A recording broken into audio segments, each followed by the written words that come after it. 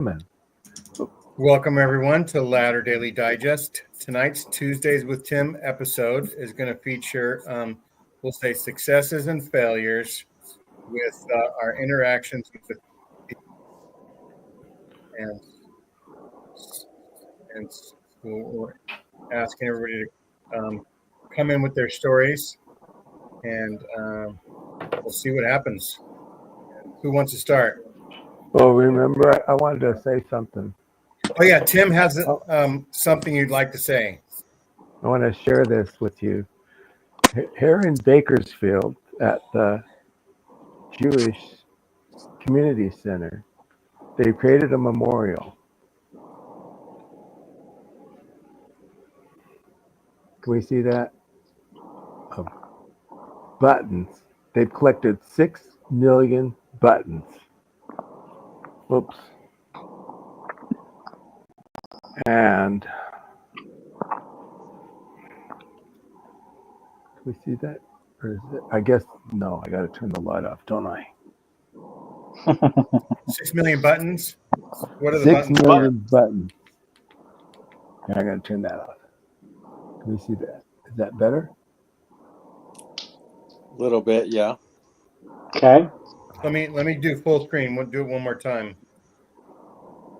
Mm-hmm. Clothing Oh. buttons. Central Valley Button Wow. Holocaust buttons, yeah. Memorial. Are you part of that? Well, I am now. So I went there on Sunday, and this very nice lady, Esther, showed me around. And after the tour, you get a button. What letter of the Hebrew alphabet is that? I'm not sure. But this is Itzhak. He was from Poland.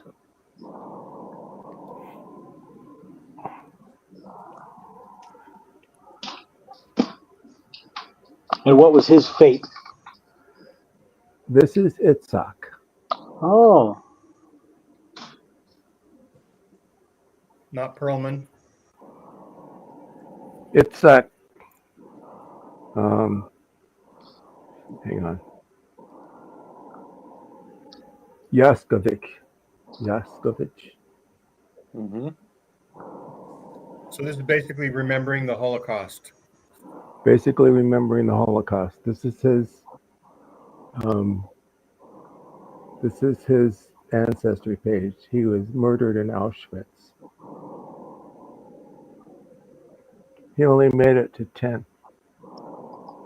Yep. It was a horrible, horrible thing. Horrible thing. So they give you a button. They say your purpose in life now is to live a good life and remember Itzhak. In honor of Itzhak. In honor of Itzhak.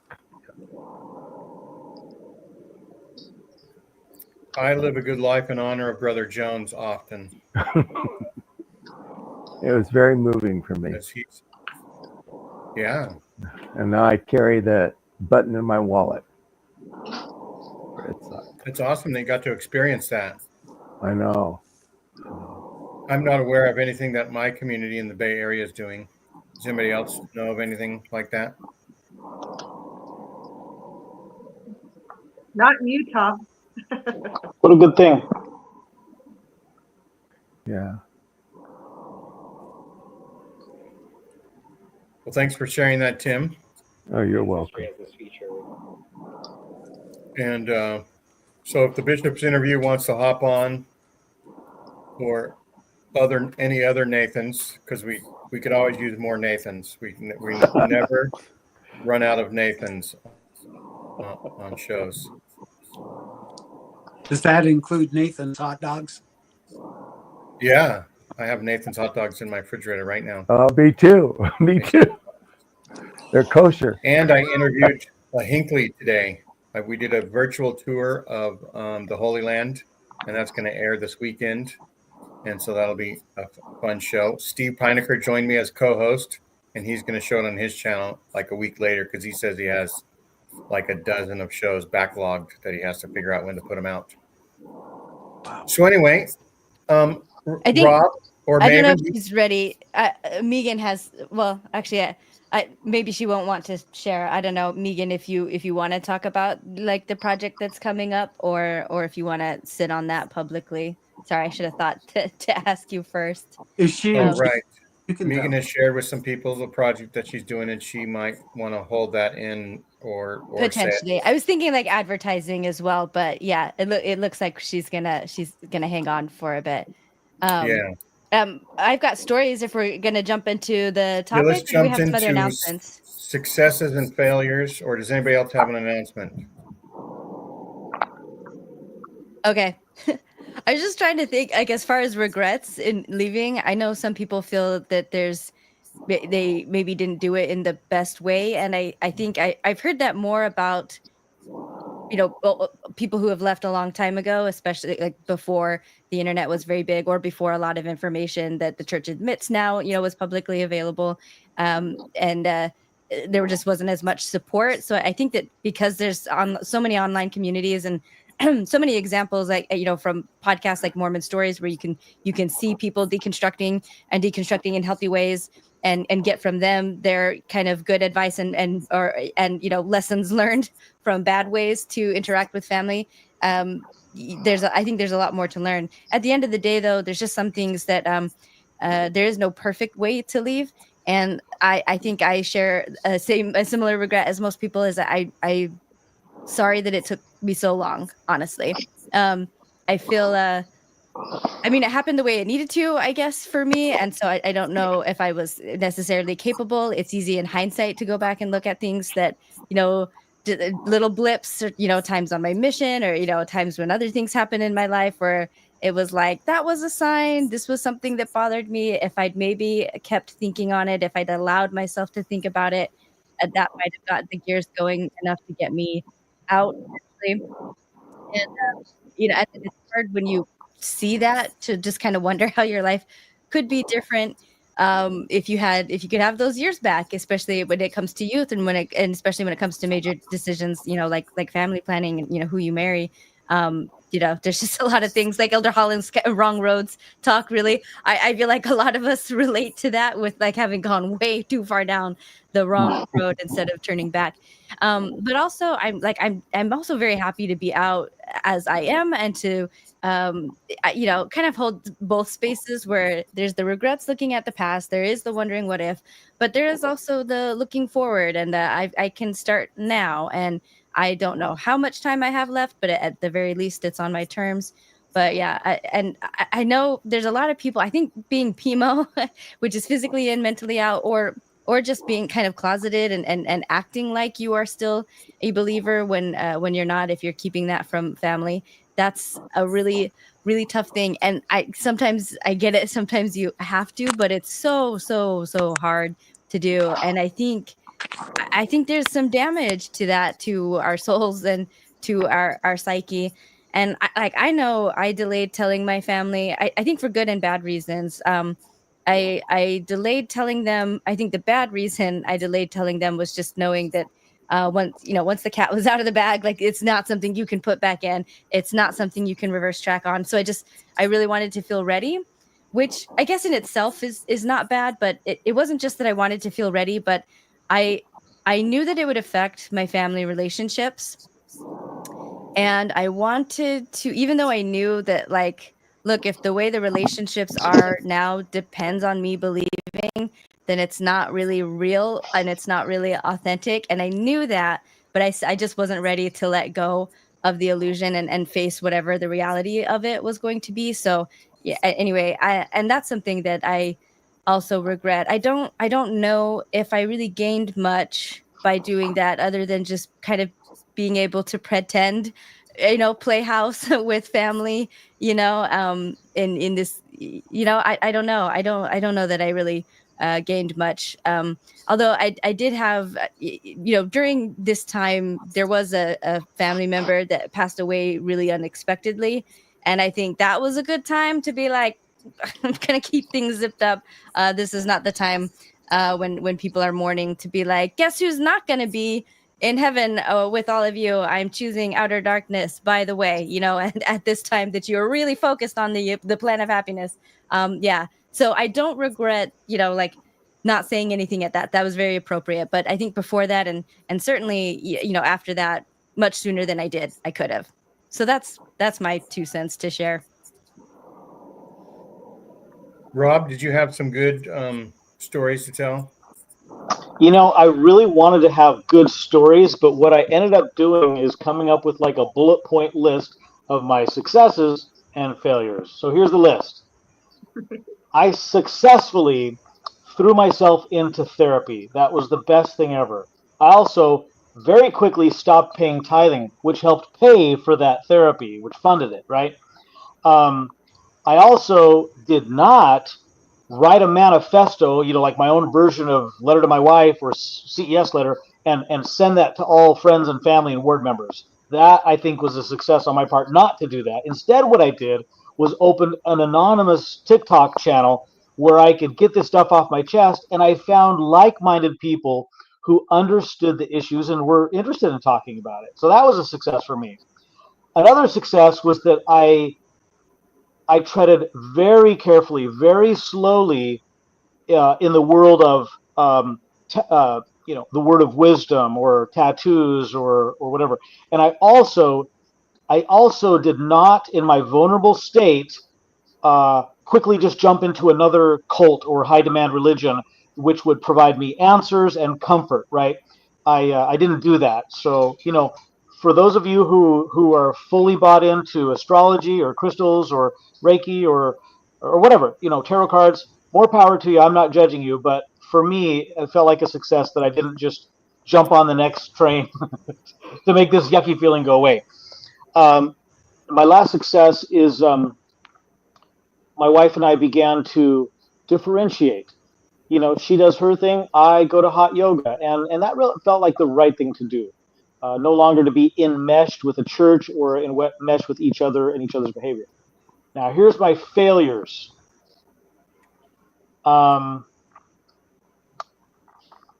Telling friends and family about the amazing experience I had with plant medicine and psychedelics. Don't do that.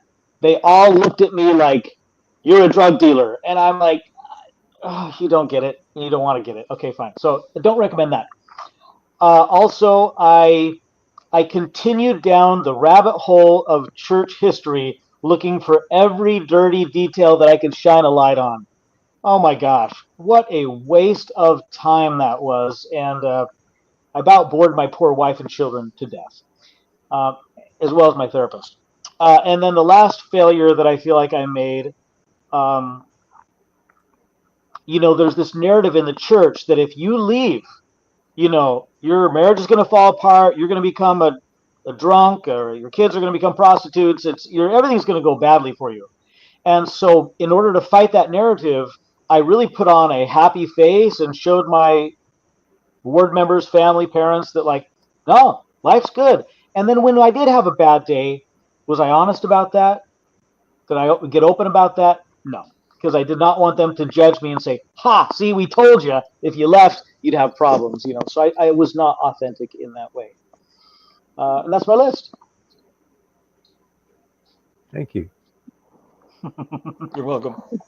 I have a question, actually. I love your lists. I'm always Yeah. a fan. But I want to. So for you, Rob, do you think you would have maybe deconstructed as well if you didn't go in? I'm referencing the deep diving into the nitty gritty details. I think a lot of people hyper focus on things like that, on history, and I feel like I did to an extent, and it was helpful when it was helpful, and then when it wasn't helpful, it wasn't as interesting anymore. But I do think that's part of the construction experience for some people. So I'm curious, do you think you overdid it, or do you really just wish you didn't do that at all? I'm curious your thoughts. Hey, Megan. I did the deep dive prior to leaving, and I think that for me was absolutely necessary. Remember there was that church talk called "You Know Enough"? Remember that talk? Anyway, Okay. I mean, I Okay. had researched enough church history that I knew it was not what the church claims to be. And I love the way Britt Hartley describes it. She says, I haven't gone over the whole world and counted every blade of grass, but if somebody tells me it's 2 blades of grass, I know it's not true. I know it's not that. And so going down the rabbit hole of church history is absolutely necessary. But then once I knew enough, I still kept researching. It was like Okay. driving down the highway where there's a massive car wreck and bodies and car parts. You can't help but look. And man, I had a hard time looking away from the Joseph Smith papers and all the gore and stuff there. It was a waste of time. Okay. Gotcha. Thanks. Debbie, do you have a story? Yeah, well, because I went to church 20 years ago. So my deconstruction happened because I lost everything. So everything that I was threatened with my whole life, that you'll lose all these beautiful blessings, I lost. I lost a marriage, I lost a daughter. So my grief was kind of tied into that experience, but then just losing faith in these things that were supposed to bring me comfort, and actually brought more trauma to me. Like all of a sudden, everything was revealed, almost like when Maven said, you can't put the cat back in the bag. Like I had this major epiphany. And so not only was I grieving like the loss of a marriage, the loss of a daughter, the loss of faith, I really had to think about what I wanted next, and for me, I wanted, for the first time in my life, because I felt like I was raised in such a tight bubble of belief systems, and I'd always been curious. Like I always kind of had my toe in the water, so to speak. Like I always said I was a round peg in a square hole as far as Mormonism, because I tried to do always the right things, to be the spiritual person I was trained to be, and it just never felt genuine for me personally. You were So like a I think, physically in Jack Mormon. yeah. And so I think for me, I felt like I wanted to finally, for the first time, experience the world. And yes, you do mourn like those choices that you made in that belief system, but also that with those experiences came great strength and blessings, because I had then experienced life, like harder things to deal with. And so I felt like, kind of now looking back at, when I had that faith crisis, that those things only prepared me and made me stronger and more open to a better way to be, like a better way to feel, a better way to heal, a better way to think. I wasn't so narrow-minded. And I don't know if men feel this, but like there's so much guilt and pressure put on the church for women as far as what their duty is, as far as being the perfect wife, being the perfect mother, being, the all-star cook and housekeeper and all these things. And I just kind of remember thinking, I would have been good at any of those things anyway, because I was raised by a good mom. I didn't need the church to teach me that, And so to like kind of let that go and realize that I was just a good person without the church was like so therapeutic to me, because the church didn't control my actions, but also they don't get to take my success either. So if I do have success in life, it's not because of the church. Absolutely not. It's because I worked hard. I did the work. I put in the effort. And I think that's the one thing that people fear, because I remember when I first broke all ties, I got rejected. I got told awful things like, you'll never see your daughter again. Why would you give up your celestial blessing? Like, and I was like, I don't care. Send me to hell. I would prefer it, because maybe I might learn something in hell. But that's the beauty of it. It's like the church no longer, once you kind of free your mind from that belief system, for me personally, it was like, you have no autonomy over my success and failure anymore. So if I fail, I'm not going to feel bad because I didn't live up to your list of rules. But if also I succeed above my like standard or place in life, it's because I did the work. And I feel like people need to know that, like, you're going to have success and failure in life, and it's just a matter of how you deal with it in this life, because life is messy. It's not perfect, regardless of what religion you join or how you're raised, with no religion or religion. Like, there's no magic formula. And that's the thing I think I see now, which I do resent against the church, is because they said, we are the only true church. We are the restoration. We are the experts. We have all the answers. And now, looking back and seeing all this stuff being like the CES letters coming out after I left and all these history now being exposed, it's like, you're a bunch of liars. And I hope you go to hell. That's how I feel. Because That's I right. feel We like wish if there's a I hell were for a Joseph liar, Smith. yeah, I feel like if I was a liar or not doing business right or not being honest in my dealings, I would suffer the consequences. If I had a secret stock portfolio and a bunch of shell companies and all these, and this nasty history of like weird, I would feel like karma's eventually going to catch up to you. So That's right. that's my 2 cents. Yeah. Who wants to go next? Randy, do you have any successes or failures of leaving the church? I've got tons of failures, but there's a success in there as well. And Deb, it sounds to me like you were country when country wasn't cool. I kind of like it. That's right. Our pioneer. Of course, Tim was too.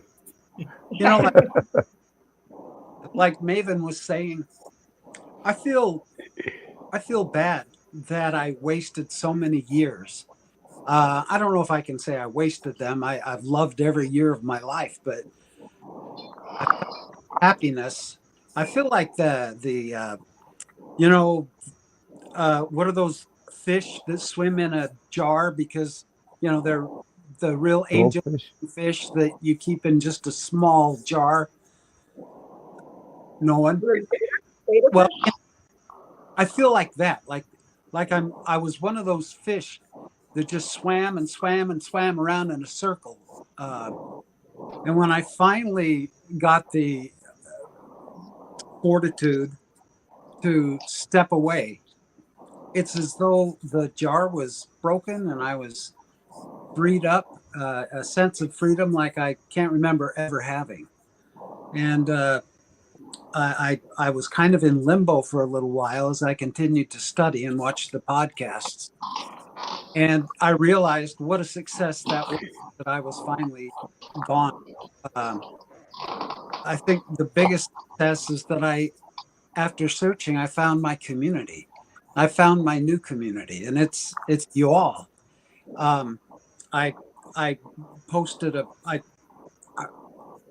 hurt my wrist and trying to shovel the driveway, and I posted a post about me asking a couple of boys from the church who were shoveling the members' driveways if I could pay them to shovel mine.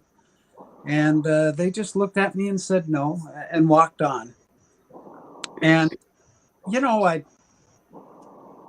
I thought that's not my community. That's not who I love and look up to and respect. My community, like-minded people that I've had such a blessing to meet since I've started this journey. So my biggest success is I found my community. I've deleted 1,000 friends on Facebook. Anytime I'd see the word, and I'm not bringing politics into this, anytime I'd see something about how Trump rules or the gospel is more important than their gay children, boom, they're gone, they're out. And I've replaced them with people that I respect. One of the first invites that I ever made was to Tim, and Tim accepted right away. And I said, yeah, these are my people.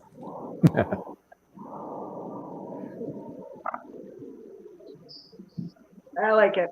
I like it. Nice. Good.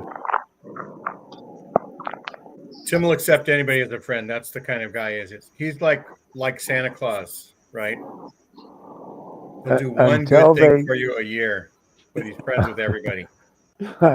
until they say something I don't like. That's Or- right. And that's all coal from then on. Yeah. Or Megan, they're from you want to do yours, or do you want to put on to somebody else? If not, Megan. I can go. Sorry, I'm Okay. having technical difficulties. All righty. I will say that I guess in my past life as a people pleaser, I had a tendency to over-explain myself. And when I left, I did unfortunately I sent an email to just my closest family members, like the ones that I cared what they thought, just gave them some reasons. And I actually got a couple of favorable responses, which I really appreciated, but it was pretty predictable. Some of the responses that I got from certain people, I don't know that I necessarily expected something different, but I learned a little bit later than I wanted to about the concept of quiet quitting. Where it's possible to just leave a situation without telling anyone why you're leaving. So I mean, I guess I have mixed feelings about it, because there's a part of me that is proud of what I did, and there's a part of me that wishes that I would have done it differently. However, historically, my life was full of instances in which I was silenced and invalidated, in which I was told that my reality was not true, in which I was gaslit to believe that my experiences were not the way that I remembered them. And so for me, it was important for me to talk about my experiences as they happened, and to, write an email as a witness of, this is what I went through. And you may not like it, you may not agree with it, but this is my reality. So I'm glad that I sent it to my family members. Where I failed spectacularly is that, I had been out for, well, I should say I didn't officially resign until a couple of years ago. But in 2020, when we were starting to go back to in-person church, I got a call from a bishopric member asking if I would come and teach again. And I honestly really took my time with that, because there's always a part of me that wants to be the warrior that fights from within. There's always going to be that part of me. And so I very heavily considered going back in and teaching Relief Society. I had taught gospel doctrine before. I really enjoyed it. I'd taught Relief Society a bunch before. And I thought maybe this is an opportunity for me to teach only the things that I think are lovely and wonderful and praiseworthy and of good report. What if I can just focus on, what Jesus taught, just be a better human being. But then I quickly realized that there were going to be things that they were going to ask me to teach that I don't agree with, that they were going to expect me to adhere to the official story, to the lesson manual. And I knew I wasn't going to be able to do that. And I knew that it was going to come down to, hey, so-and-so was listening to your lesson and you said blah, blah, blah. And can we not? I just knew it was going to escalate, and I was going to end up getting excommunicated. I can't keep my mouth shut. So I decided that was not the route that I wanted to go. I decided that my time and energy would be much more effective in helping the people that were struggling, rather than helping the people who didn't want to struggle, if that makes sense. There you go. But I did do one thing of which I am still to this day ashamed. And my only defense is that I tend to go mama bear when somebody threatens my child in any way. And so at the time that I resigned my membership, only my youngest daughter was still attending church and going to activities. And she had already told me, she's like, I don't really believe, but these are the kids that she has grown up with since birth. You know, we had been we'd been in this ward since my oldest daughter was 2 years old. So we were in this ward for like 28 years. And she really did not want to leave her friends behind. And we all sort of knew the implications of like me leaving was going to mean that her friends wouldn't be allowed to come over here anymore. Their parents wouldn't trust me anymore. All of those social implications of leaving and everything. So, you know, I talked with the bishop. I told him my concerns. I said, I don't want her to be affected by purity culture. I don't want her to be affected by modesty culture. I don't want her to be body shamed. I don't want her to be involved. I don't want her to be in any sort of a position where she thinks she's not good enough. And so I will allow her to come to church under certain circumstances, but I don't want her indoctrinated with any of this purity culture stuff, right? She and I had conversations about what that looks like, and I felt like I had defended her as much as I could. But I continued to get the emails. You know, the emails I'm talking about, like every activity, every girls' camp, every youth conference, every dance, every mutual activity. And it wasn't just, hey, come to this activity. It was like, hey, you should really be at this activity. And if you're not, it's probably because you're not faithful enough and you're not doing enough to serve God. And, you know, these sign-up sheets would come out and they would expect the kids to sign up and participate in things. They would expect the kids to donate time and resources to these causes. And I emailed all of the people that I felt like I could email, the young women's president, the bishop, you know, everybody. I said, you know, like, please, at the very least, take my daughter off the email list and let me deal with whatever guilt and shame you want to throw this way, right? Oh, okay, all but one person signed up for this thing. Well, we all know who that one person is. You know, it was my kid. And they were trying to shame her into participating more. And I just, at one point, I had had enough. They had sent the same sign-up sheet 3 times, and it was clear that there was only one person who was not on it. And they sent out yet another email basically saying, like, if you really want to be a disciple of Jesus Christ, you're going to serve at every opportunity, blah, blah, blah, blah, blah. And I did the unthinkable, and I hit reply all. And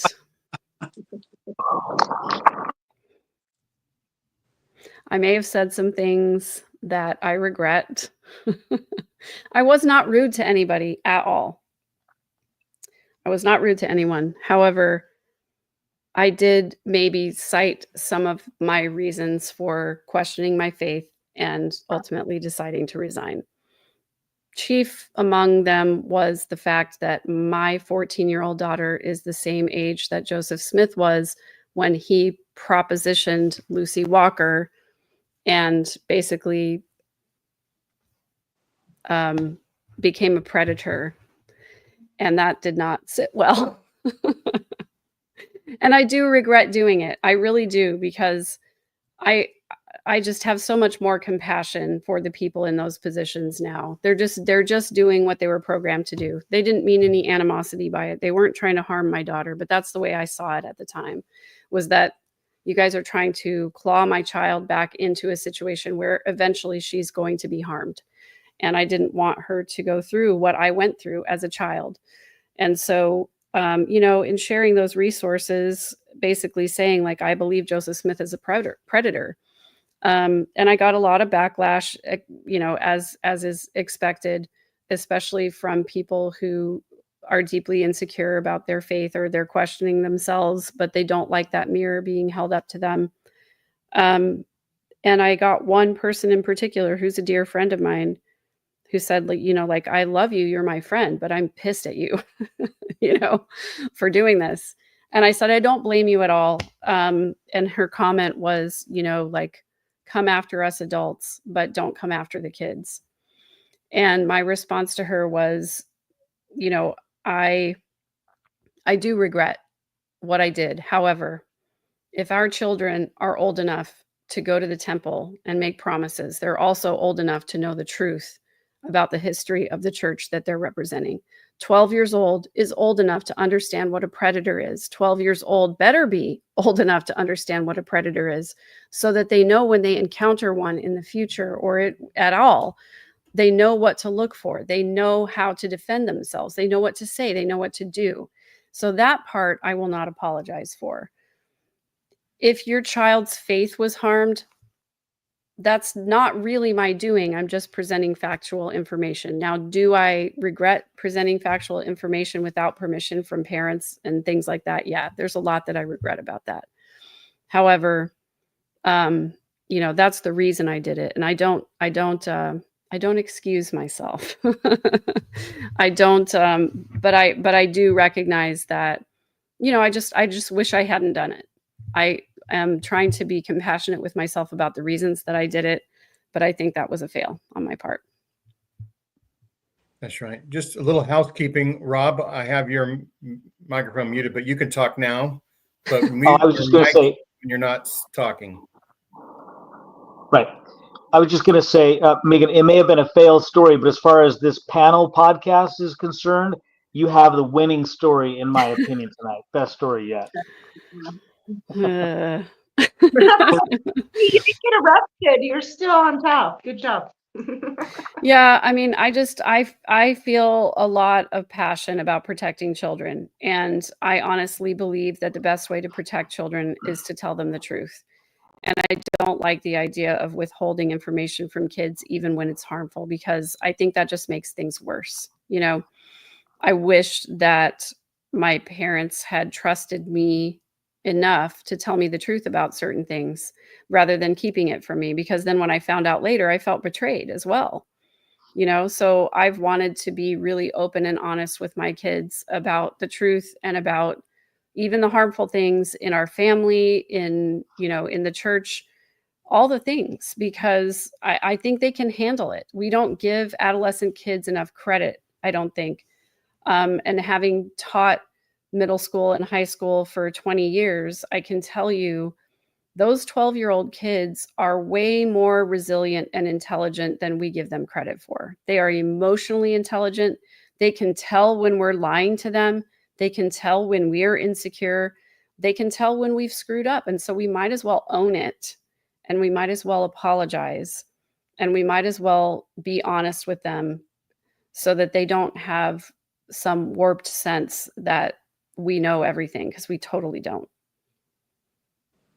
That's right. Brother Jones, you want to chip in with your story? Sure. I've been thinking about what I could say. And I had a nice conversation with Tim earlier today. It gave me a little bit of heads up about this tonight. You can hear me okay? Mm-hmm. All right.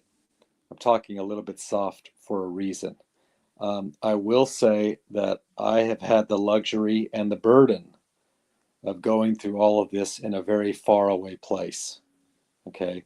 Away from family and among people who know almost nothing about what has been happening. And all of this stuff that's been happening, 98% of the people that I interacted with have known nothing about it. So that was a luxury and a burden, because I had literally nobody to talk to about it, which is why I've engaged with so many other people. So I would say the positive for me is that I was able to reach out and have people reach out to me through technology to have these conversations. And I've made many new friends, both inside and outside of this culture and this of the church and all this. So that's been a positive thing. I'll also add that my experience allowed me to connect to a brother with to whom I barely knew, a much older brother who went through all of this 20 years before me, and I knew nothing about it. And so it allowed me to develop that relationship, which I really never had at all with him. And since this all happened, I've had several conversations, some very lengthy conversations with some children of my siblings, so nieces and nephews, that may have never happened had I not gone through this. So those were some very positive things. It's allowed me to connect or develop those relationships and communication that probably wouldn't have happened otherwise. So I also engaged in, I heavily pursued some hobbies that gave me something else to talk about besides what we all talk about, right? About and that's been very positive. I mean, I did some things with my family directly to engage them and let them know very clearly how much I wanted their life to be happy and successful or whatever they were doing, without ever having to talk about all of this turmoil that had occurred in my life, all while knowing that some of them were most certainly going through this turmoil as well, and that has proven to be true. And it's probably even more so than I even realize even 5 or 6 years down. Well, I'm about 8 years down the road now. I should also, I mean, most of you know here, some of the listeners may not know that all of this happened to me while I was employed by the institution, we'll say. Okay. And I had to go through things as gracefully as I could. So I feel very good about how I've handled it. I also, another thought that came to my mind, and I think Megan touched on this, and that is sometimes the best thing to do is to do nothing, is to not do something. I have found that to be true. Sometimes the best action is to take no action. So those are some of my successes, I would say. I don't have any major failures to report. I've certainly written several letters that I've sent some letters anonymously to people who probably couldn't figure out who it was. But I knew by doing so, it was more therapeutic for me than anybody. And I've shared some letters with people that I've written as a way of dialoguing about some things. I think, well, for some people, writing can be very therapeutic. Writing forces you to think clearly. And I think that's very positive. Rob mentioned this concept of diving into the minutia and all of the detail, and I did some of that early on, but I'm still rather enthralled by the stories that I hear online. But I have noticed a significant, I'd say in the last several months, I've noticed a significant sort of my anger level has dropped, and my need to hear those stories is becoming less, and I hope that means I'm on the downward slope, so to speak, of healing. But there's still a lot of unknowns in my situation, and but I will say I'm very glad to have met Tim and all of you. Really, we've had discussions. I've talked with all of you except Rob. I think I might have talked with Rob briefly, but and Randy's new on the panel here, and I'm looking forward to seeing Tim in person next week for the first time. I can already tell we'll talk nonstop during our drive to St. George. But yeah, and I'll say one last thing and I'll conclude. I feel like this experience for me allowed me to, and I've said this a few times to a few people, I feel like this experience allowed me to get the education that I should have had at age 18 or 19 or 20, meaning the critical thinking, the questioning, the learning, kind of like learning the facts of life, the facts of reality that I was never really given, because you're just kind of handed this worldview from birth. And so that's been a very positive experience. And of course, there's the continual learning, the sort of the thrill of continual learning that I think is necessary for growth and healing.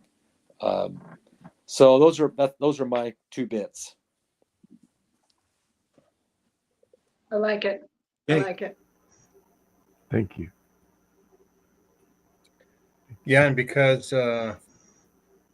Brother Jones joined the Exmo world, I got to go to Bangkok, so that was a positive for me. But I'll say some things about my successes and failures. And so for me, it was a slow rollout. I've talked about it before. Turn of the century, I think I was the ward executive secretary. So that means the bishop had me schedule people, but it was a horrible job because it was like phone tag nightmare all the time. But then I was like a counselor in elders quorum, and then like scouting, and then nursery, and then janitor. And it probably had to do with I was wearing Hawaiian shirts. But around 2010, I was just wondering about the blacks in the priesthood issue and other things. And it was dawning on me that if the blacks in the priesthood issue was basically prejudice and then cowardice, right? Prejudice by Brigham Young, and then cowardice by the next dozen or so prophets for not changing it and doing the right thing, just from a humanitarian viewpoint, right? That maybe there's other things wrong, right? And since I hadn't dug deep yet, I still had hope for Joseph Smith and Jesus, right, to make a comeback, because I only knew the good things about Joseph, right? And so when I first, but once John Dehlin got excommunicated, I told my wife I can't go to church. So she would say, well, can't you go to church? And I'd say, well, I think the leaders of the church are apostate, because I was doing the math that, Jesus started 2 churches, let's say, in theory, one in the Middle East and one in, we'll say, Central America, right? And both of them didn't last 200 years, right? So how is Joseph Smith supposed to do better than that? And it was 200 years ago that Joseph Smith got the plates, theoretically, right? And so maybe he didn't really start a church that was going to last, till now. And so anyhow, I did start to, though, sort of clap back later on my Facebook page, and people would wonder why I'm posting these anti-Mormon things. And I would just say, well, I'm only posting, history and current events, like the Church in the News for the SEC fraud and for covering up sexual abuse, like the AP stories. And so, but there was this one event where I was talking to my brother-in-law, and I just was like saying, "Isn't it amazing that Joseph Smith married all these sister pairs and all this other stuff?" As if he wasn't, you know, an Exmo. I mean, as if he was an Exmo and not a TBM. And then I could see the panic on their face, and I was like, "Oh, well, let's talk about this later." And then we never got to the later again, right? And so it's just a thing that I learned, you know, maybe when and where to do the right thing.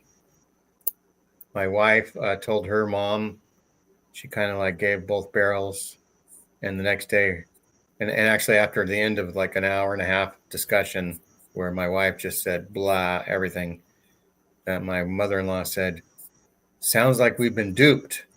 And then the next day she came back and said, I think you've been influenced by Satan. And so all I said was like, "I'm standing in the room. I can hear you." But that's just, you know, the success stories has been, you know, making friends and trying to live an authentic life, still trying to figure that out. And then people started saying, you know, like, "Oh, you might damage somebody's testimony." And it was like, damage people's testimony by saying the truth, by having them discover the truth. And I said, you know, if you think about it, if that was a bad thing, why does the Mormon Church send out missionaries? Because the whole idea is a missionary has to damage somebody's current testimony and replace it with a new faith. Damage a faith, replace it with a faith. And so in a way, I was maybe trying to damage faith by saying, hey, there's, you know, rational thinking or something like that. And so anyhow, we all have successes and failures. Anybody else have anything else to add to that? And Kendall, you can join the show if you want. I think that's an interesting point, that missionaries are literally going and damaging people's faith to convert them to their version of truth. And that's probably doing generational harm to families that were never even Mormon. You know, their son goes off and joins the church and they lose, you know, their connection with him. I mean, that's crazy. Think of it in that sphere. Yeah.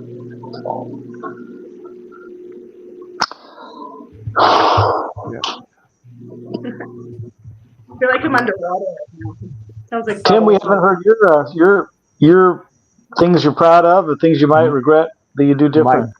My greatest failure was trusting somebody I should never have trusted and getting arrested for their crime. But that's the story for another day. Okay. Okay. It sounds like a good one. Does sound like a good one. Tim, Yeah. Tim, what was it like when you were excommunicated and then you were free from sinning, right? You couldn't sin anymore, right? After that, you don't have That's to right. tell the bishop what you're doing or anything. Did you feel like a burden was lifted? You know, I still feel occasionally like I have to confess something to somebody. I still think about home teaching just about the end of every month. That's right, the end of the month. You know? Yeah, my favorite day was the first of the month where I didn't have to do home teaching, think about it for another 28 days or whatever. Oh, yeah. Which reminds me of a quick joke. There were these two home teachers. They got pulled in by the Elders Quorum president, and the Elders Quorum president says, "You guys are great, except I don't understand. Every year you get 10 out of 12 months. What's your problem?" And the home teacher says, "Oh, come on, President. You can't expect us to go out. You can't expect us to go out home teaching on Halloween and New Year's Eve. Those are holidays." Very good. And Well, it oh, was, now I it have, was I Go thought ahead. I thought the punchline might be, you can't expect us to lie about every month. I'll never forget getting the phone calls from the state president and the state clerk. Where are those numbers? Why don't we have the numbers in yet? And I'd call the Elders Quorum when I was board clerk. I'd call the Elders Quorum president. I'd call Where are those numbers? Where are those numbers? They're bugging me. You know, last Sunday, they're calling, they're bugging me. They need the numbers. It's so wild that the church has always been a numbers game. You know, like literally, it's all about numbers. It's not about faith. It's not about saving people. It's about the bottom line and the dollar. On That's that true. point about the bottom line and the dollar, Mhm. I know firsthand, and I'm wondering if I should Yes, you should. get the missionaries' number so I can inform them what's really going on after they go home. But I know of a case right now of somebody trying to join the church just so they can apply for a job at the church offices. Wow. In my country, I know, and this is the people that are engaged in this are out in the open about it to me, and that's all it is, just trying to get a job. And so I kind of want to let the elders know this person joined the church because they wanted to get a job. That's the only reason they're doing this, and see how that affects him. So Plus, Buddhists are basically dry Mormons that know how to meditate. there you go. So to answer your question, Gene, I still live most of my life by the morals I learned in the church. You know, I don't overdrink. I drink occasionally, but not very often. And I see the movies I want to see. I never pay attention. Well, even then, I didn't pay attention to movie ratings, and I still don't pay attention to movie ratings. So, Tim, do you live drink most, coffee? And none of Pardon? us are in jail yet. none of you are in jail. Speak for yourself. Yeah. Um, I'm just kidding. it took a while. It took well, like I said, I still occasionally want to confess something to somebody. It's crazy, but they have it so ingrained in you that you have that need when you do something. I want to talk to somebody about it. But I've got a therapist, so I can go talk to her about it. And also, there's our after show that you can tell us everything too. Yeah. It's a safe Yeah. space. Um, Hey, everybody, do you guys know Kendall Christensen? Hello, everybody. Hey, Kendall. So Kendall's going to come on our show someday. I'm guessing for Christmas, I think it's. We'll do it much sooner. Let's plan No, it's some of gonna these be- ideas. But yeah, I have tons to say on this topic, and I've only been out 2 years, so it's ongoing. There you go. Fresh. Okay. Can I So- continue? Yeah. Oh, yes. Tim, go ahead, Tim. Finish. Go ahead. Okay. So Once you said you were still living the church morals, I thought that was the end of the story. no.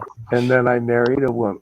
My second marriage, she was a born again Catholic Christian, and even though I didn't believe in the Bible or that anymore, I would go to church with her. And then when we were having trouble in our marriage, I went to the pastor and I talked to him, and I realized how much hypocrisy there was in that organization. I mean, even though there was, it was confirmed how hypocritical they are. And then that relationship ended, and she passed away shortly after that. But the people, I still would go. I went to the Bible group to study with them, and I try to throw things in to get them to think about stuff, you know, here and there. And then I was done with that.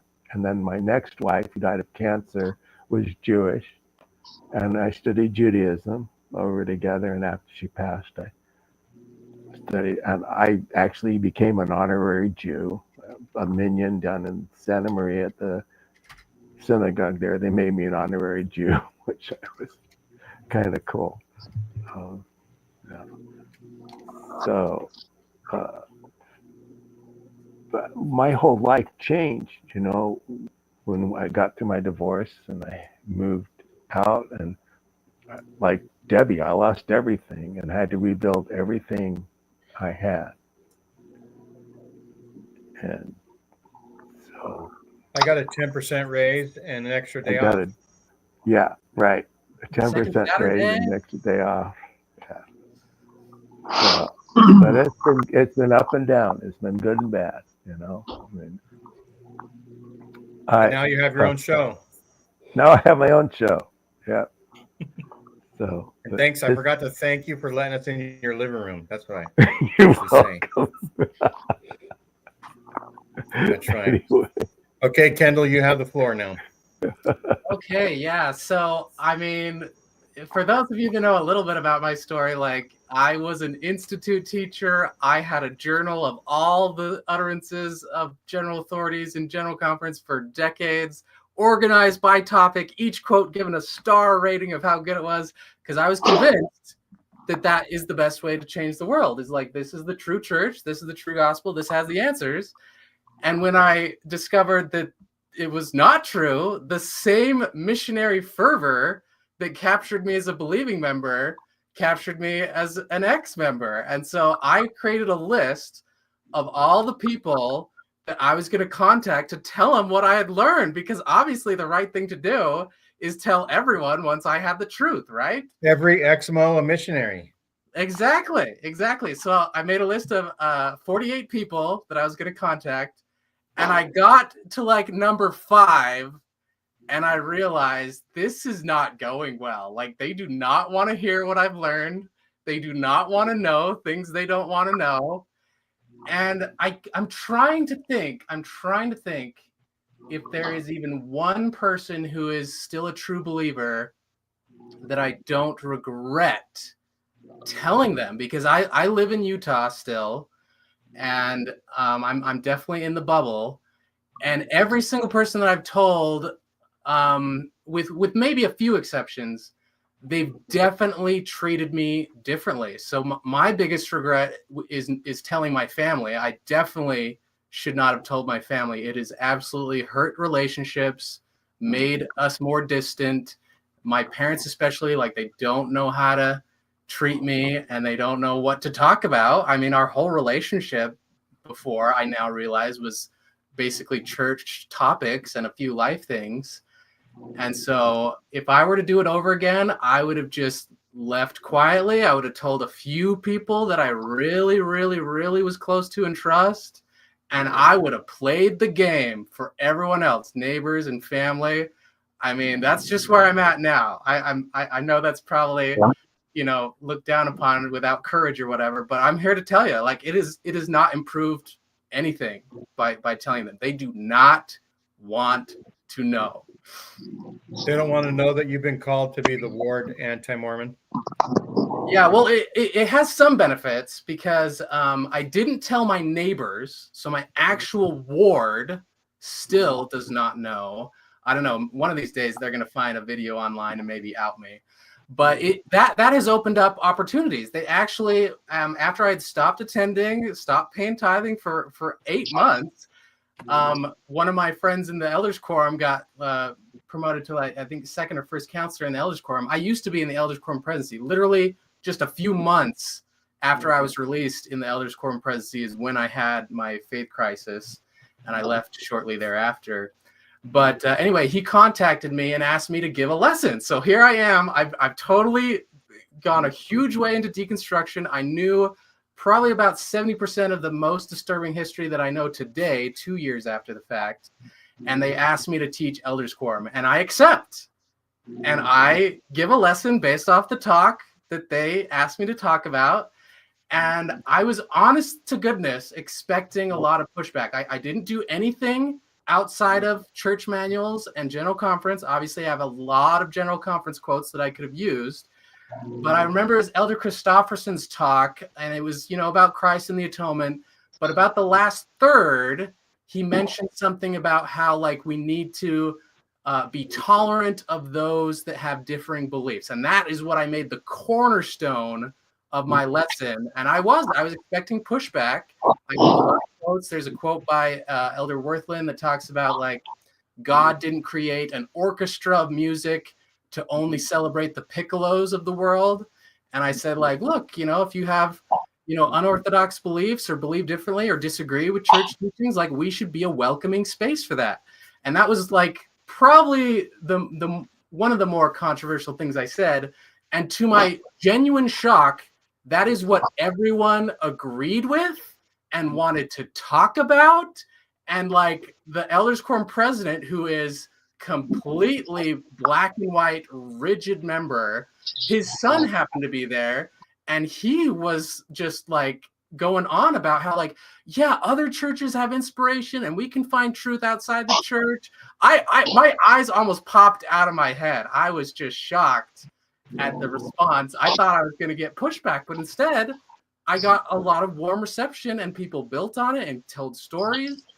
And the lesson I took from that particularly, which I want to be a missionary to ex-Mormons about, is like a lot of members really are on board with like, hey, I'm not fully, signed up for everything the church does. Like, I don't like a lot of what the church does. I attend for many reasons, including belief, but they are still, nuanced and pretty informed and pretty reasonable if you don't activate their guard up and put them on the defensive, which is why I regret, being direct of like to the, first few people on my 48 list of 48 people of saying like, hey, I've learned a higher truth and I'm telling you about it. Like, that instantly puts them on the defensive. So that's one of my stories. I'll just say one thing real quick and show people on a full layout. But I wear this sometimes to ward dinners, and it says more than one way to Mormon. Got this from Sunstone. I recommend people going to Sunstone. And then I guess I could actually show the shirt since I'm what do you call it, passive aggressive. I have this other shirt I'll show that I wear underneath. Oh wow, yeah, that's more of a statement. It's like I know what I'm wearing, but people have to see through.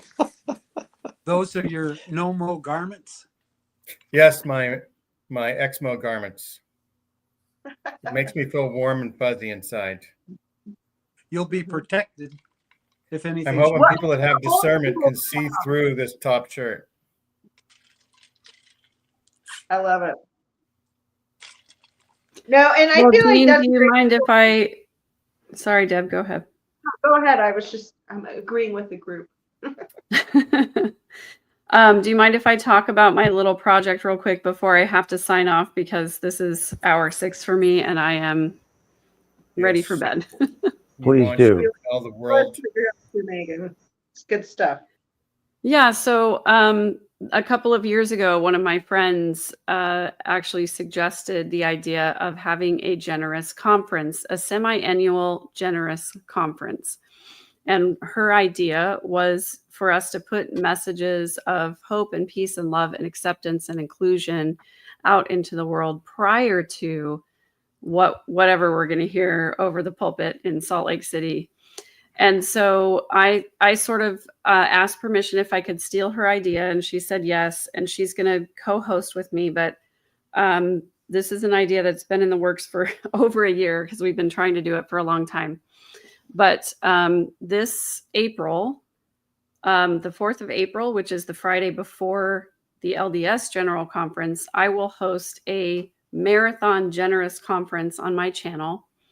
And I want to call out to any content creators out there who would like to prepare a message for Generous Conference.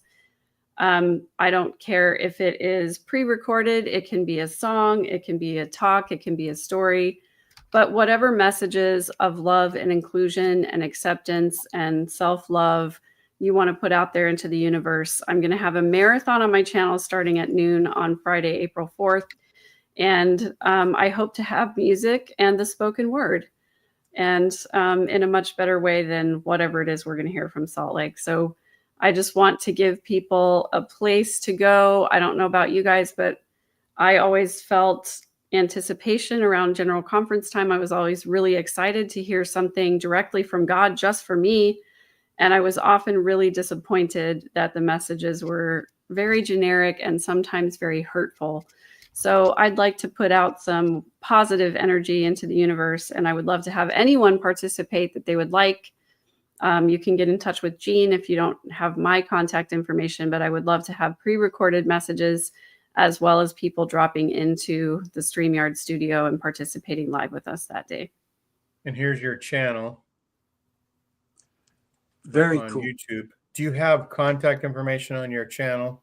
If they I go do. into your Yeah, channel? I do. It's also, I'll just say my email is askmegan@gmail.com. It's Megan with 2 E's.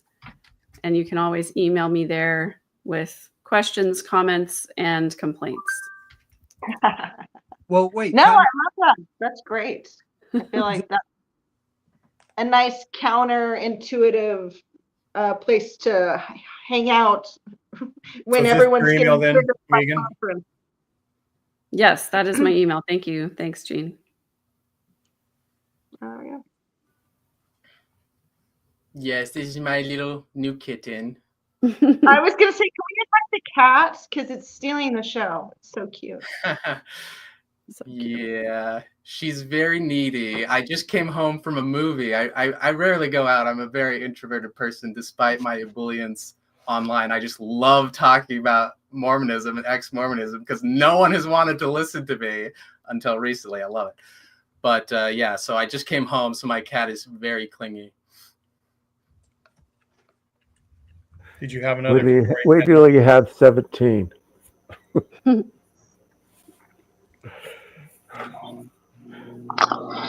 Did I have another story? Was that the question? Yeah. No, wait till you have 17 cats. Oh no, I think I'm a one, maybe two cats, maybe. I have Monogamous cat owner. I have one on my lap and 4 in my bed, and I think 2 on the floor. Oh, nice.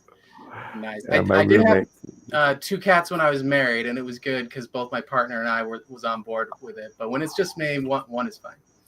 But yeah, let me think. Other regrets and successes after leaving the church. So biggest success is reading the book by David McCraney, How Minds Change. I have a whole 2.5-hour episode on Mormonish about this.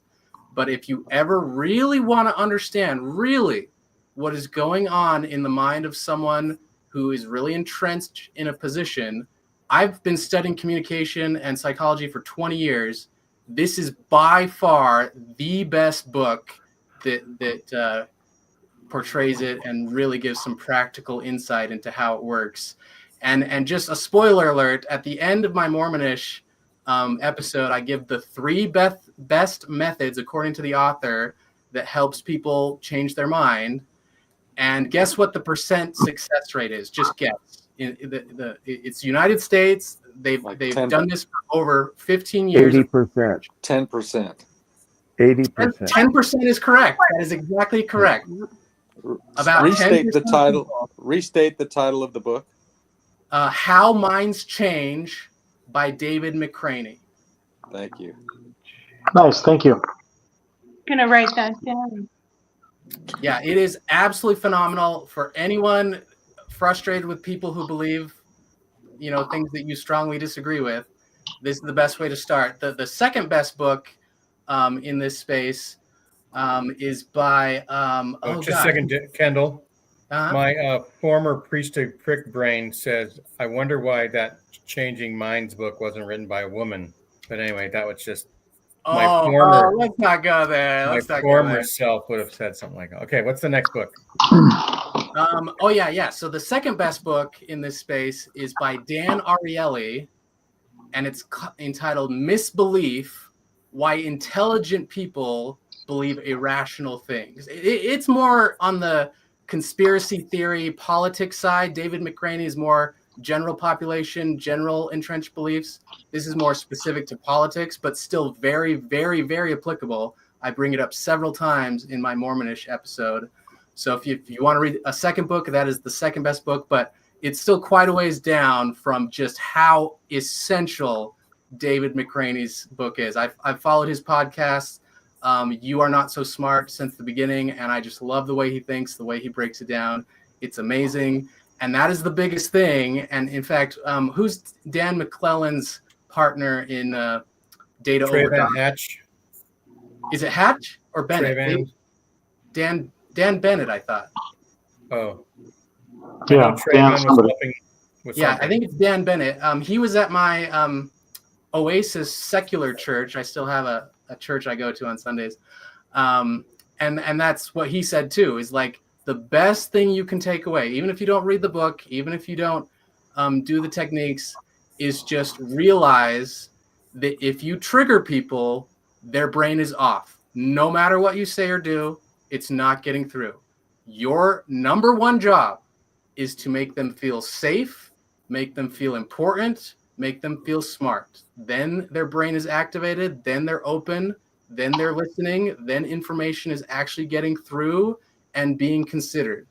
And the second best technique in the three techniques, its only goal, its goal is not to change minds at all. It has nothing to do with that. The only goal it has, it's called street epistemology.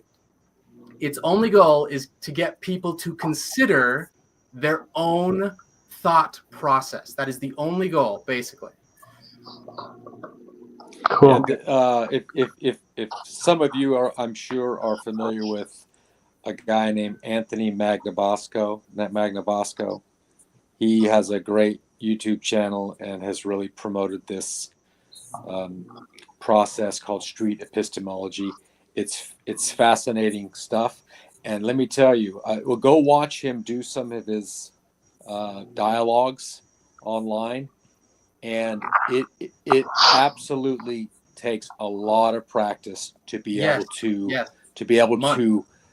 to have a dialogue with something without inserting your emotion or sort of condescension or whatever. It is not easy. It looks easy. It is not easy. 1000%. You think you're being safe and tolerant of beliefs, but really just the way you speak, your tone, any slight thing can just turn them off. Yeah. So that's really a fun to watch. Expensive. I should read all of these books because I have a filter that flew off a long time ago. I'm like, oh, you're right. It's very, very hard. It's very hard. I don't know if it's the middle child in me. It's like, I want to be right, but you're right. It's when you tell people they don't want to hear, they definitely shut down. No dialogue. And the street epistemology thing is fun when they get Mormon missionaries to talk. It's fun to watch that video. Oh yeah, there's at least two, but one is really famous with two missionaries. Yeah. Yep, I've seen that. I'm gonna check it out. That's a success that I've had, but mostly failures, and even the ones that have not been failures, like we're still friends, but they still like kind of view me a little differently. There's a little more distance. They're a little more fake. I do not like most of my interactions with coming out and telling people. The best of the best ones have absolutely, with no exceptions, been people that I didn't know were out and contacted me saying, hey, I didn't know you were out. So now we both know we're out. Those have been absolutely worth it. All the failures have been worth those conversations, no question. It's almost the same feeling as when Alma the Younger meets the Sons of Mosiah and they're still brothers in the gospel. To see somebody who's a brother who used to be in the gospel is really a good feeling. I like you brought that right back home, Gene. Bringing that Mormon story. Hey, while we're at a nice pause, besides Tim, Gene, and myself, who else is going to be at Thrive a week from Friday? Aw, Megan's gonna be there. Okay. That sounds amazing. Great. So 4 of us, 4 of the 8 here will be there. Great. I look forward to. Randy's going to go to the following year's one, or maybe one that's in Salt Lake coming up or something. Right on. Yeah, I went to the Lehigh Thanksgiving Point one. I don't think I want to go all the way to St. George. Yeah. No, if they do a Salt Lake one or a Lehigh one, I'll go. That's right. I go even if Nemo wasn't going. No. Go ahead, brother. I have Jammy Dodgers for Nemo. That's right. I went to attended the big World one Market in November. It was in November 2021, and I haven't had a chance to. It just so happens that I'm in California and had a the timing just worked out well for me, and I can pick up Tim on the way. So, Was it like 5 years ago you went to Sunstone, UK or something? I did. I met Peter Bleakley. I met the lovely, who's the Swede man, Hans Mattsson and his wife. And that's where I met a few other Sunstone celebrities, so to speak, at Sunstone, UK. That's right. Anyway, yeah. John, when you're on your way to pick up Gene, can you swing up through Spokane, Washington, and pick me up? I wish Just I around could, the because corner. I'd like to. That would be On my fun. way up there, I'd like to go camping on John Larson's farm. Me Oh, that would be too. fun. That would be fun. And we could go ask RFM for legal device. He lives just north of Seattle in a little town. Anyway, I think Randy had lunch Yeah. with him once. Well, we didn't We have did? lunch. I did tell him, which goes for any of you. If you do decide to come to the Pacific Northwest, I've got certainly have a home for you to stay in, all to yourself. and without a is that cover. Spokane area? Yes. Maybe we Okay, should do a right on. Spokane Thrive, We might. all at Randy Watt's house. Yep. We can do a Tuesday night meeting at my house. Give Tim a break. That would have. That area is gorgeous. It's stunning. It sure is. Yeah. I'm from Arizona. I'm from Mesa. So, anything green is pretty to me. Yeah. Pine trees galore. Rob, do you have another joke for us? Actually, I was just going to say something about that. Deconstruction, it's heavy. And so one of my other successes is I do not regret using humor on my TikTok channel to help process this. It's just so, if I can find something that we can both laugh about, I think, in fact, I did a TikTok video, which Brother Miller, who's a staunch apologist for the church, he even liked my video. And it was one where I said, "Are you having a faith crisis? Well, come on to Deseret Book. We've got just the thing for you." And then I walk through the store, and then I say, "Oh, we just got a new shipment in. They're here in the back." And we go in the back, and there's shelves. And I said, "We've got bigger and stronger shelves to hold all your doubts and concerns for when the brethren can't or won't help you." And anyway, I mean, that's something that both sides of can laugh about. So I want to leave you with two humorous jokes or thoughts as it relates to the Latter-day Saint tradition. Don't worry about this first one. Do you know why crows are black? It's because they wouldn't eat crickets in the pre-existence. Ooh, ouch. Okay, but the next one's bad. Oh, A dark humor. Dark humor. Three couples unfortunately died, and they were trying to get into heaven. And St. Peter said, whoa, hold on. One at a time, I got to look up your record. And the first couple came forward, and the man said, "My name is Joseph, and I was a faithful Jew." And Peter says, "Oh, no, sir, you cannot come in because you were a complete miser with your money during life." And the man says, "Oh, come on, I was rich, but I wasn't that bad." He says, "For crying out loud, look at your wife's name, Penny. No, you're not getting in." The second couple comes forward, and the man says, "My name is Jose, and I was a faithful Catholic." And Peter says, "Hold on here. Oh, no, you cannot come into heaven either because you were an alcoholic." And Jose says, "Oh, come on." Peter says, "Look at your wife's name, for crying out loud. Brandy. No, you're not getting in." And the third guy, a Mormon named Joseph, turns to his girl and says, "Come on, fatty, let's get out of here." And Nice. Well, you have forced my hand to tell you this. Oh no. There were a couple of statues in the city park, a man and a woman. And one day the statue fairy came down and said, "I'm going to make you both human for 10 minutes. They looked at each other and they hopped off their pillars. They ran into the bushes. there were twigs and leaves and dirt flying everywhere, all these weird sounds coming out. 5 minutes goes by and they pop up out of the bushes, and she says, okay, we've still got 5 more minutes. What do you want to do now? He says, this time you hold the pigeons down and I'll crap on them. I like statue humor. That's good. Turnabout's That's good. fair play. Yeah. Well, I thought this was a really fun episode. I loved hearing people's stories of what they're proud of and what they would do differently maybe next time. Yeah. Yeah. Sure.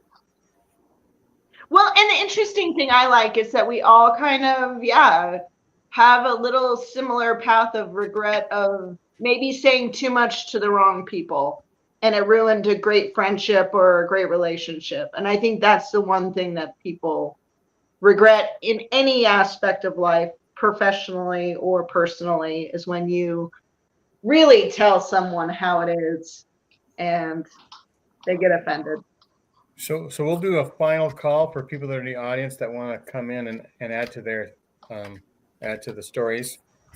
But if you don't, and you just want to say hi to us after the show, we'll end pretty soon anyway. And you can join the StreamYard, and we will, chat. And if you want to meet us and say hi, then you can join the chat. Cults charges like $100 to get in, and ours is free. I was going to say no Patreon required. You get to come in and have me. Yeah, no You Patreon just need to required. recommend from your Exmo Bishop, we'll say. Nathan Hinckley, That's right. we'll say.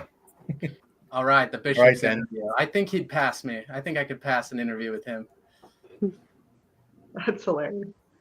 Well, as self-declared bishop of the Digital First Ward, I declare all of you worthy to come into the live stream. Nice. Excellent. Thank you. So Big here's black- Michelle. Hey, I wanted to share my little success. Sorry, we have to share the seat. This is my favorite part of the show. Oh, So I normally don't like to be in public, but I was listening to the show in the back. And one thing that was really meaningful to me was, being a woman, well, anybody in the church is you're so busy. They keep you so busy. And I have really enjoyed just little crafty things, making things with my hands. I'm kind of that kind of person. I enjoyed making bread. I enjoyed cooking and baking and all that fun stuff. I always wanted to learn how to watercolor paint. And so after I was done being Mormon, I had time on my hands, and with a little encouragement from a cousin of mine, I started, and I've just been having a lot of fun just making little paintings, and it's just been extremely rewarding to me. It's therapeutic. I sit, I listen to music, or I listen to podcasts, and I'm just thoroughly enjoying making art, and I share them with people, and it's just very meaningful to me. And I just wanted to share that's been really rewarding for me. It's definitely a success. And here's, Love that. can you grab that one? Oh, so I made this one for Gene, or I made it, and then I commandeered it. Yeah, he took it Cool. over. We heard. Yeah, he took it over. That's awesome. Very talented. Love it. Gene has shown us some of your stuff, Michelle, Yeah. and you've got a great talent. Oh, thanks. Yeah. So I've been just having really great fun. And he mentioned my mom. I thought I'd just continue with that little story. I was really fearful of my mom rejecting me. You hear those stories of families rejecting their, family members when they leave the church. And I was just so fearful that my mom, who lives in our neighborhood, would reject me. She joined the church as an adult when I was 3 years old. And so she did have a background of not being a member of the church, but I didn't know what she would do because it was very meaningful to her being a member of the church. And after her stomping back to our house the next day and and saying that we were influenced by Satan. I just talked to her about just really being concerned that she would reject me, and She chose love. and she did. She said, "You come first. I love you," and she stuck by that. She's been very respectful. She'll invite us. She'll invite us to dinners at the church and maybe Relief Society activities and things, and I'll go to support her. Some things are more fun than others. She spoke at church, and she wanted us to go. It was really important to her, and that was hard. After leaving the church, that was my first sacrament meeting. It was like, oh, I did not enjoy it, and I knew she was trying to bear her testimony to me, how important the church was to her in that talk. But other than that, she loves me. She doesn't say anything to try to get me back in the church. You know how members can do so. So anyway, she's just a lovely mom in so many ways, and I just have really appreciated her for just continuing to love me and support me, and be my mom. We have to remind once a year, though, that Michelle has chosen to leave, and I didn't pressure her or trick her in any way. I mean, there's a few little things, yeah. But That was refreshing. All those who can sustain Michelle as the new host of the show, please do so by the. Any opposed? I really love you guys and all that you say. You come up with fun things, the jokes, the wonderful stories, and I enjoy this show. Well, we enjoy Gene. He's just a gem in this space, bringing people together. Thanks for lending him to us. Yes, thank you. Backyard Professor, come on and say hi to Michelle yourself. That's what we want you to do. Come on down, Just click on the link. Carrie. It was fun meeting Backyard Professor in person at Sunstone. That's He right. was just so, I personally couldn't tell how wonderful and warm and friendly he was just seeing him on the podcasts that he does. The abductions are doing well for But him. in person, he was just so over the top, warm and friendly, and just fun to be around. So I just totally loved meeting him. He was great. Yeah, he is an awesome guy. He's my favorite ufologist.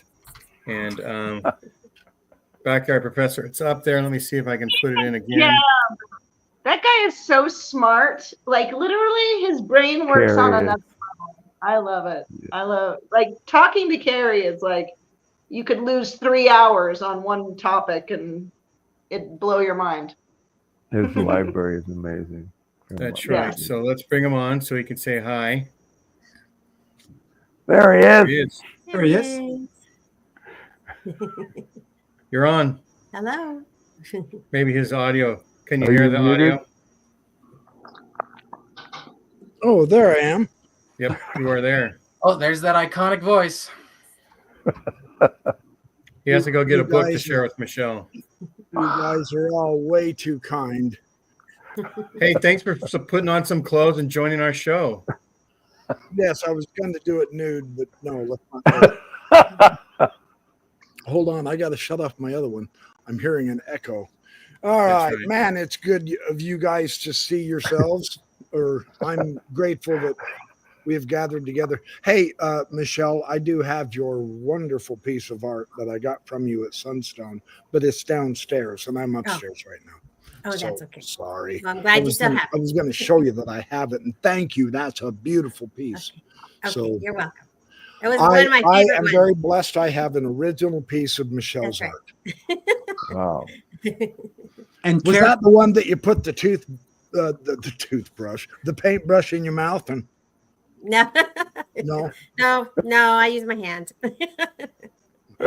I tried that once, and when I finished the painting, I threw the brush away. Oh, So I'm sorry I missed all you guys tonight. I got You're here now. waylaid. Tell us the story of because you were an apologist. You were a big gun You were Oh, in from the everybody's beginning. heard that. They know that. That's boring. But But yes, yes, so- I was. But at some point, you decided that the answer to every apologist question is the church isn't true, and that solves everything. You don't have to do any more mental gymnastics. Yeah, I'm working on my own version of the Mormon iceberg, and right in the middle, it's like, here's where people make a switch where everything makes sense if you just make the assumption that the church is not true. Then all of a sudden, all the things in the iceberg make sense. That's true. Yeah, I don't know if we can call it a rabbit hole or the tip of the iceberg or whatever, but the milk before the meat just barely shows you a tip of an iceberg that I am still exploring, as we all are. And it's something else. I mean, you know, in its own right, it's really fascinating. And in a way, I know this is going to come across, no Mormon's going to believe me, and so what? They didn't believe me when I was trying to tell them stuff when I was going to church. Going to believe me. I wish in a way I was still active somewhat, because it was fun to try to share some of the good stuff with them in church, even when it was verboten. At least it'll keep people awake during Sunday school, right? What's that? All the nuggets of wisdom will keep people awake during Sunday school. They did when I stood up and shouted them, yes. Now, but on that note, we've all had a chance to share our stories of what we felt like when we exited. These are things we did successfully, and these are things that were failures that we might regret. We would do it differently if we could go again. What are your thoughts about that, Professor?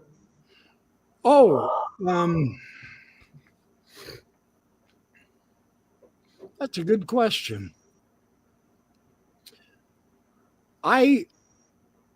In a way, I regret not asking more pointed questions after. I mean, the problem is I was an apologist for most of the time that I was active. I mean, I didn't really, my one regret, well, I have it. I just kind of expressed it in a way. It would be kind of fun to now go stir the pot. But I'd just get kicked out, I'm afraid. Yeah, right? Grind that mill, you know, like Hamlet's mill. But in a way, that would be fun, but not in a, I mean, there's plenty that would really, Maven, I'm not worthy. Hello, young lady. Right. Hey, Maven. The Yeah. Backyard Professor missed out on being the backyard Nemo. He could have been still in the church and still pushing back. Yeah, that's true. Yeah, but I mean, we don't even have to get into the No, but they do push you out.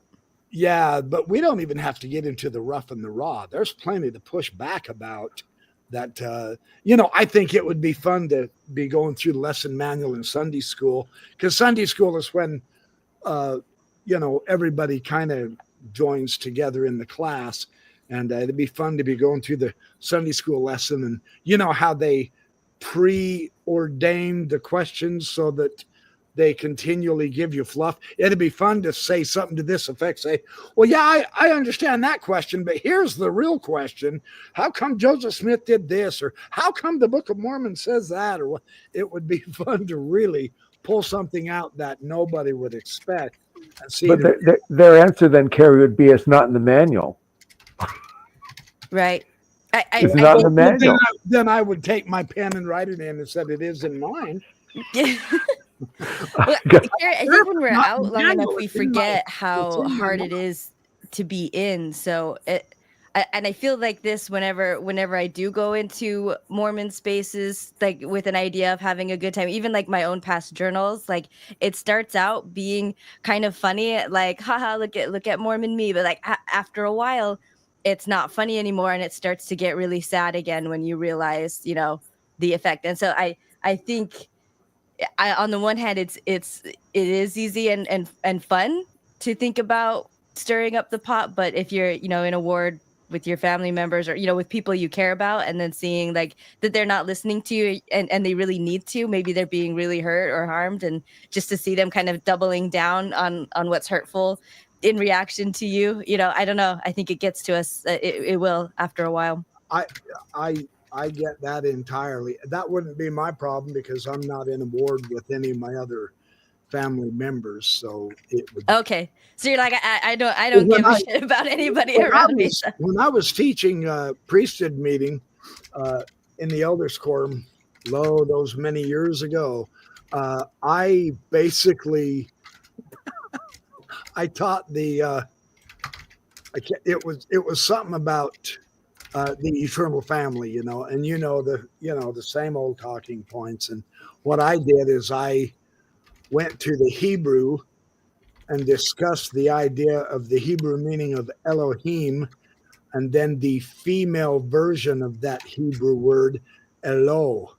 And I said, see, there's Heavenly Father and there's Heavenly Mother, and they're actually the beginning of the Trinity because, of course, they do the Mormon thing and have a kid, and everybody just burst out laughing, But I said, yes. And in Hebrew, the name of that child, what you call him is Ben. So you have Elohim and Eloah and Ben. And so it's an eternal family. But the original Trinity in early Christianity is Father, Mother, Son. It's not an all male Trinity. And I am not kidding. To this day, if I run into somebody who attended that priesthood meeting, they'll come up to me and put their hand on me and they say, man, we miss your Hebrew lessons. Those were some of the best stuff we ever heard. And then someone in the quorum, about the fifth time that I jumped off on the Hebrew with the King Follett discourse, and I got talking about Olam, the eternity and all that jazz, and the various shades of meaning, a long time as opposed to eternity and all that jazz, and talk about the Big Bang. And anyway, you talk about how God the Father got his body and, stuff like that. And someone, I can't remember which lesson it was. It was pretty risque in the Hebrew, and the English had kind of, Mormoned it up and gave you a generic blasé approach. And I gave the Hebrew, and someone turned me in apparently. And the next two times I taught, the stake president was in the class. Wow. Just a coincidence, I'm sure. I kept right on going through the Hebrew. I didn't even bat an eye. And after the second class, he came up to me and he said, Brother Schertz, your knowledge is quite refreshing. And then he never showed up again. That's right. Wow. First of all, there's a question for you at the bottom of the screen. Hi, Backyard Professor. Do you have a family member who was a mission president in the 80s?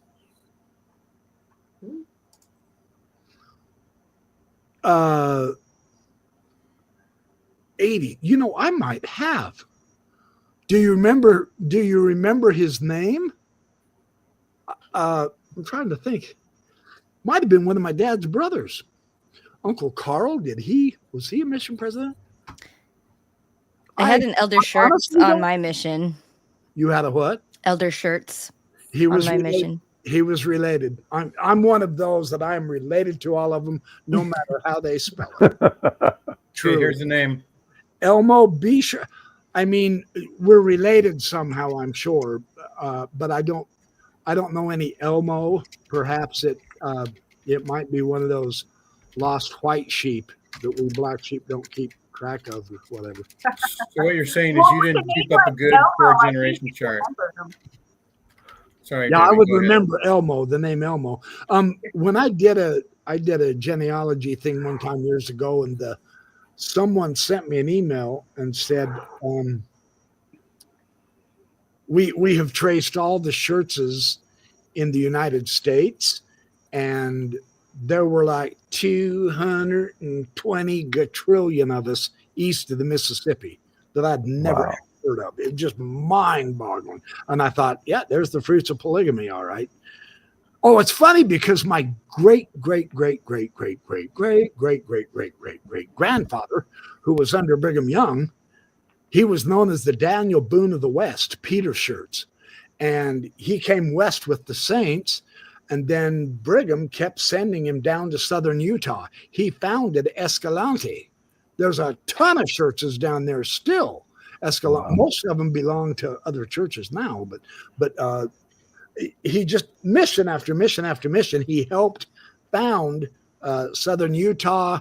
He helped build up Las Vegas when the Mormons founded it and all that jazz. And so the story goes that he came back after a particular arduous time because he was a negotiator with the Indians, and he convinced the Indians not to get too mad at the Saints when they got short-sighted and short-tempered and didn't feed the Indians. You know, everybody get along. And then he would turn around and tell the Saints, pull your head out of your butts. These guys are going to scalp you if you don't knock this crap off. You start being good neighbors, and I'm not kidding.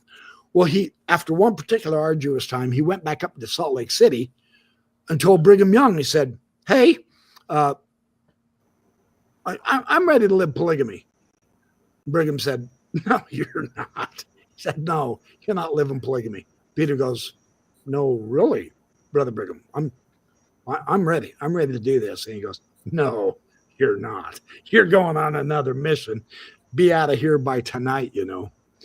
And Peter told him, no, I'm tired. I'm going to sleep tonight here in the house, and I'll take off in the morning. And Brigham Young excommunicated him. What? Wow. Kicked him right out. And then later Hey, on, Maven, did Maven want to add another story? Did you? Okay, so you're basically here for like the after show. Here to wrap up. Yeah. oh, Say- sorry. Yeah, so- shut me up. I'll talk. Oh no, I mean, I I apologize. just came back on. So whatever we're doing. No, Like you came, like the two spirits manifest, the Carrie. Then the Right. Megan. so I'm gonna wrap up the show, but we'll all hang out in the after show. And All if right. people want to come in from the outside, one more time, I think I'll put the Yeah, and you show guys on so don't so make you a can big meet deal about it. Carrie We'll Shirts. hang out till about 2:00, like we did Who last. wouldn't want to meet Carrie Shirts? All right, so everybody, thanks for watching. Thank you. Thank you. We're into the year 2025, which I never thought was ever going to happen because of Jesus or World War III or something The like year that. 2525. There you go. Yes, So man. we are Showing's always just around the corner. here. So everybody wave a goodbye.